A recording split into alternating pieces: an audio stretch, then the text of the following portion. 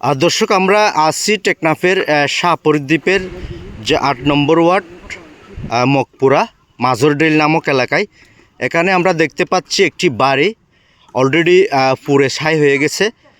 আমরা এই বিষয়ে খারাপ এই বাড়ি পুড়িয়েছে, কেন পুড়িয়েছে এ বিষয়ে আমরা বাড়ির মালিক যিনি রয়েছেন তার সাথে আমরা কথা বলবো। তাদের টাকা পয়সা, কাপড় চোপড়, গৃহপালিত পশু ইত্যাদি কিছু তারা নিতে পারে নাই। আমরা এ বিষয়ে বাড়ির মালিক এখানে রয়েছেন একজন মহিলা, আমরা মহিলার সাথে কথা বলবো।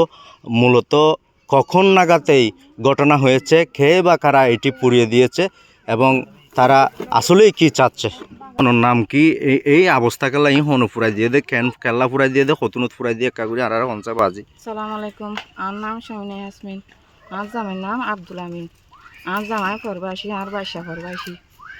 আর হামিশা আর মায়ের জামাইয়ে আলো গেমজাম করে আর বিকাশে তুটি আমারি দে আর স্বর্ণ লজা গই আর ফাসার স্কুল সার্টিফিকেট আর বিমা আছে যে বিমার বুক, ফাইন্ডার জন্ম নিবন্ধন আর স্মার্ট কার্ড 3,20,000 টিয়া লই যাই আর যত গুলি লই নাজি খারাপ তো মানুষ আনে আর বিষয় হামলা করে আর ঘরের বাইরে গিয়ে হিতে আইয়ারে অইন ধরাই দিয়ে ঘরের কোনাতো এখন আর হুমকি দে ইম্বুলেন্স একটা ভাড়া করি আর 1 সপ্তাহের ভিতরে ওনার বাসার লাশ পৌঁছাই।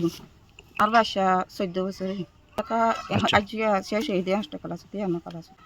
আর জিন হতে আর হিন আছে সুস্থ ভাবে বিচার চাই ইতে যেন আর পয়সা ক্ষতি করি না পারবাম।